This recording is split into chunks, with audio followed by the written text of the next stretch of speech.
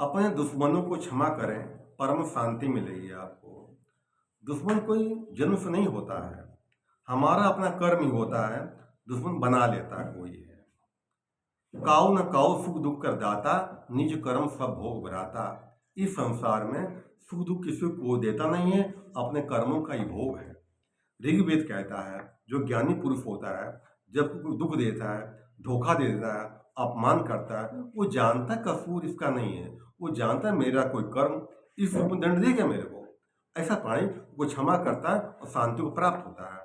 ईसा मसीह को लोगों ने ईंटें पत्थर से मारा, सूली चढ़ाई, हाथ पैर में कीले ठोके, फिर भी उन दोनों का हे परमात्मा इनको क्षमा कर, ये नहीं जानते क्या कर रहे हैं।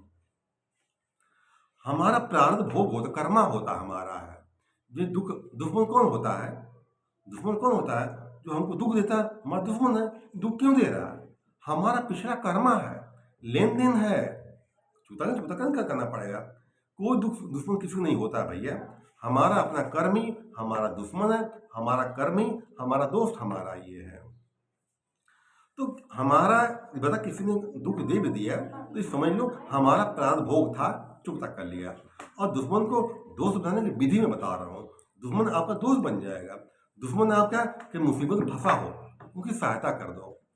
हमेशा हमेशा लगी नजर झुका लेगा, नजर मिला नहीं पाएगा आपको, नजर नहीं मिला पाएगा आपको। मैं एक कहानी सुनाता हूँ। मैं एक बाप के 3 लड़के थे, एक आदमी 3 लड़के थे, तो बंटवारा कर दिया। आखिर में एक हीरा बचा, उसके पास बचा। तो उसने कहा मैं हीरा उसी को दूंगा जो 1 महीने में सर्वोत्तम कर्म करेगा, मैं उसको हीरा मैं दूंगा। मैं उसको 1 महीने टाइम दिया गया। 1 महीने बाद तीनों लड़के आए तो बड़े बेटे पूछे तुमने क्या किया? बड़ा बेटा कहने लगा पिताजी एक बगल का आदमी तीर्थ यात्रा गया था, अपना धन पोटली बंद मेरे यहाँ रख गया था।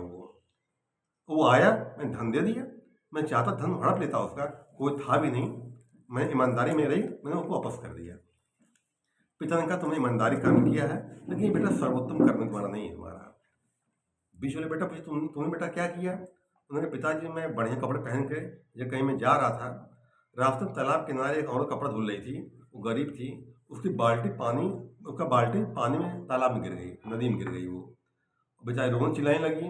मैंने महंगे वस्त्र पहने हुए थे, परवाह न करते हुए नदी में कूद गया और उसका बाल्टी लाकर उसको दे दी मैंने। बहुत गरीब थी। तो बेटा तुमने ठीक काम किया, सेवा तुमने ज़्यादा कर दी, लेकिन सर्वोत्तम कर्म तुम्हारा ये भी नहीं है। तीसरा बेटा था, तुमने बेटा क्या किया?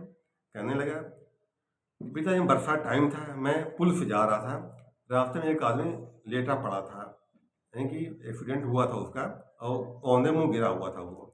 मैंने गाड़ी खड़ी की, उसको जो उठाया, मैंने देखा मेरा बहुत बड़ा दुश्मन था ये। इसने मुझे बहुत परेशान कर रखा था मुझको, कई मुकदमे चल रहे थे इसके ऊपर। मैं चाहता तो ढकेल देता हूँ इसको नदी में, लेकिन जो है मैं उसको उठा के ले गया, डॉक्टर के ले गया, उसकी दवाई कराई, घर पहुँचाया उसको मैंने। तो उसने मेरा एहसान माना, सारे मुकदमे उसने छड़ा लिए, उससे माफ़ी मांगी। ये मेरा कर्म रहा। पिता ने कहा बेटा ये तेरा सर्वोत्तम कर्म है। जो उसको दुश्मन की भी सेवा कर दे, सहायता कर दे, उससे बड़ा कर्म और क्या हो सकता है? ये सर्वोत्तम कर्म है। उसने हीरा बेटे को दे दिया उसने।